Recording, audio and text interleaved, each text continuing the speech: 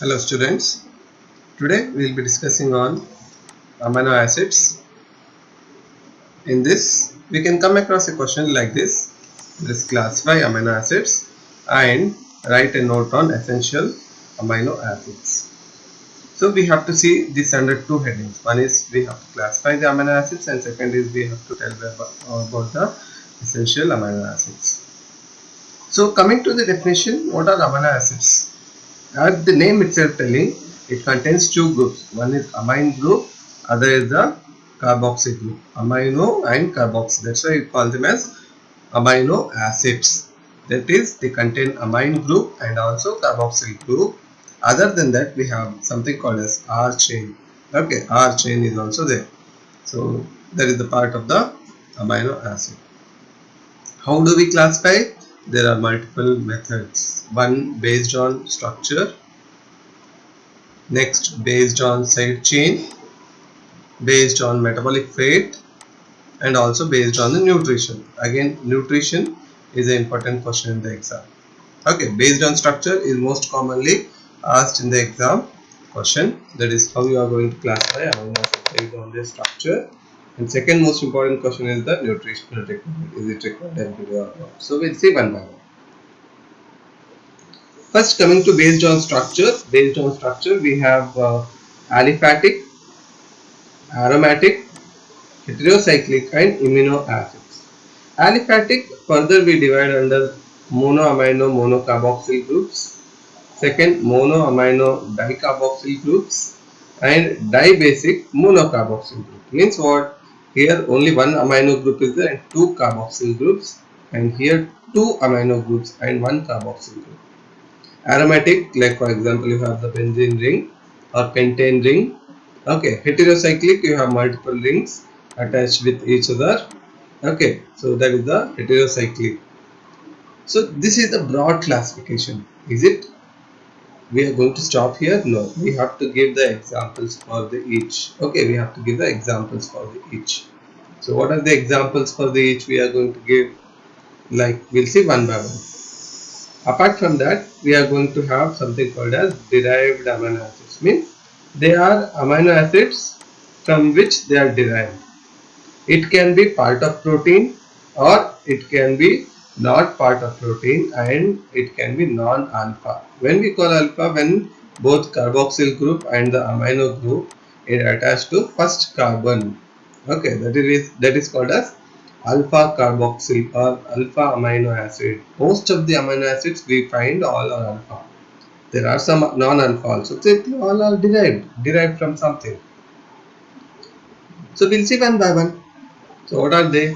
First, we have amino acids based on monoamino monocarboxyl. Means they contain single amino group and single carboxyl group. In that sub-classification, we have that is simple amino acid, branch chain amino acid, hydroxy containing means they contain the OH groups, then sulfur containing amino acids and amino acids with the amide group. If you see in these structures, for example, glycine, this is the R group replaced by H. It is simple. Alanine, simple CH3 is replaced by R group. When it comes to branched chain, means there is some branching. You can see this branching chains. So we have three examples for the same. What are they? Leucine, isoleucine and valine. LIV, live. Okay, branch chain amino acids. Hydroxy containing, I told you hydroxy means OH group is present. If you appreciate in these two structures, you have OH group in serine and threonine. So serine and threonine are hydroxy containing. Then there are amino acids who contain sulfur in them. Only two examples. One is cysteine and other is the methionine. So they both contain sulfur in the structure. Okay, and amino acid with amide group. Amide means one more NH group is there. Where is it? Like for example, if you see the aspargine, this is the second amino group. If you see glutamine, this is the second amino group. So amino acids containing additional amide group in them. So this is the aliphatic classification. Okay, this is the aliphatic classification. So same thing here also, sulfur containing amino acids, hydroxy containing, amide group containing. The next classification is what are the amino acids who are containing acidic group, dicarboxylic acids. Like for example, first one you can see aspartic acid. Here second carboxyl group. You can see glutamic acid, second carboxyl group. So because of this charge and they are acidic, they all are monoamino dicarboxylic acids and they name as aspartic acid and glutamic acid. Some are dibasic monocarboxylic. Okay, like for example lysine, amino group is there. You see the arginine, it has 3 amino groups in it. Okay, that is the second and third amino groups. So this is dibasic monocarboxylic acids, means they are basic in nature. Aspartic acid and glutamic acid are acidic in nature. Next, what are the amino acids which are having aromatic ring? Aromatic ring, like for example, you can see here we have aromatic ring in them. That is phenylalanine and tyrosine. Heterocyclic. Heterocyclic means they contain more than one benzene ring, or it is other than the 6 carbon benzene ring. It can be pentacarbon. So heterocyclic. Two examples, tryptophan and histidine are the example.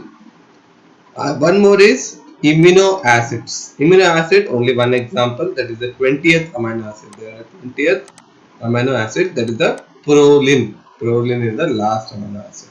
So this is the classification of amino acids which you have to know.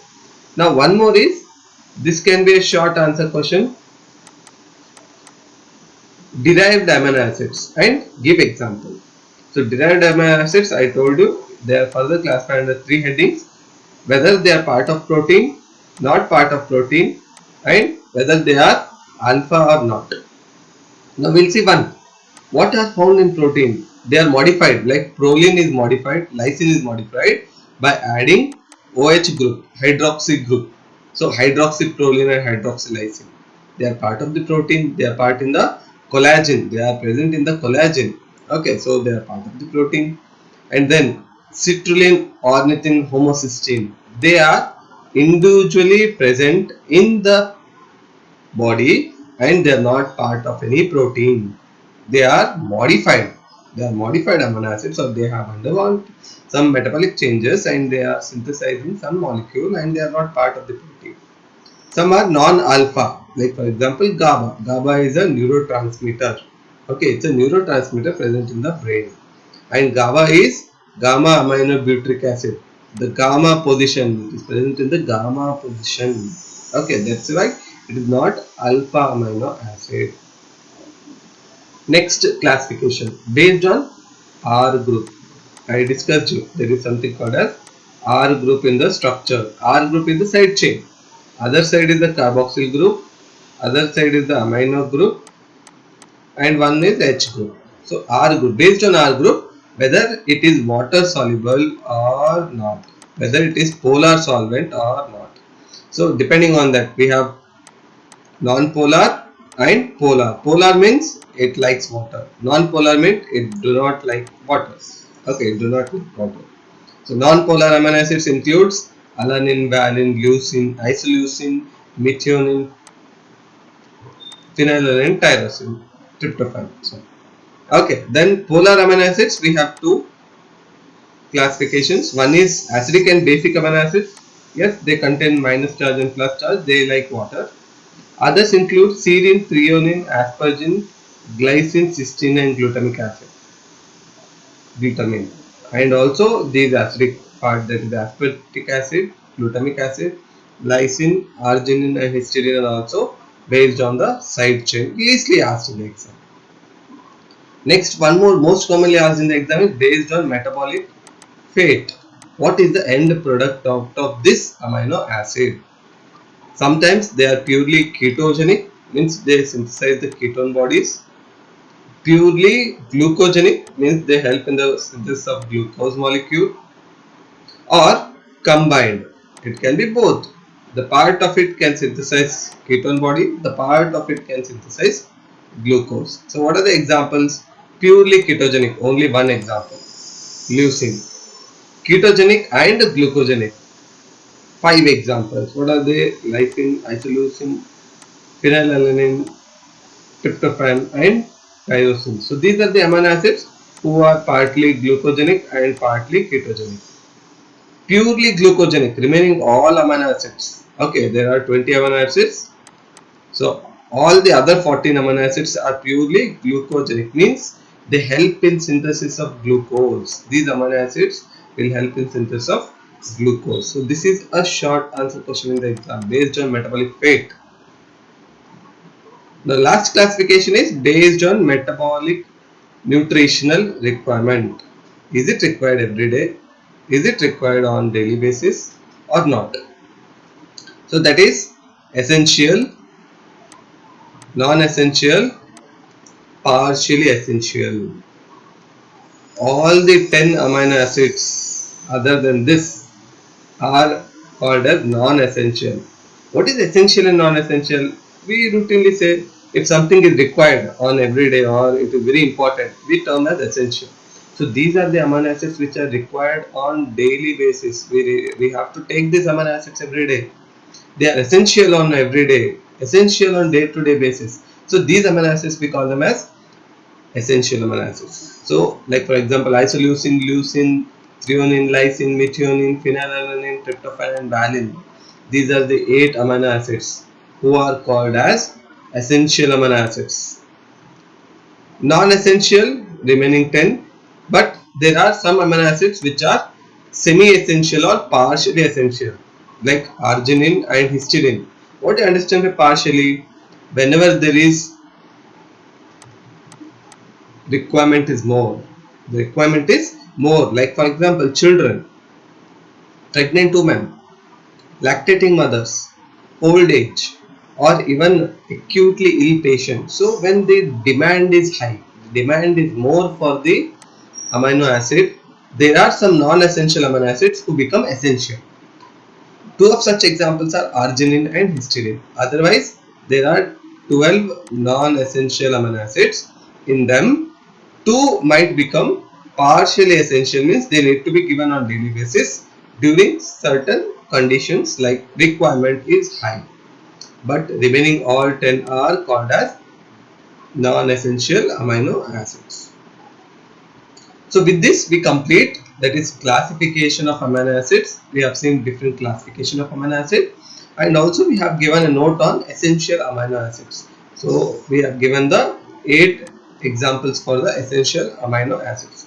So this will become a short essay question for you. Okay, it's a short essay question for you where you have to explain all this. Okay, so with this I will conclude this discussion. Thank you very much.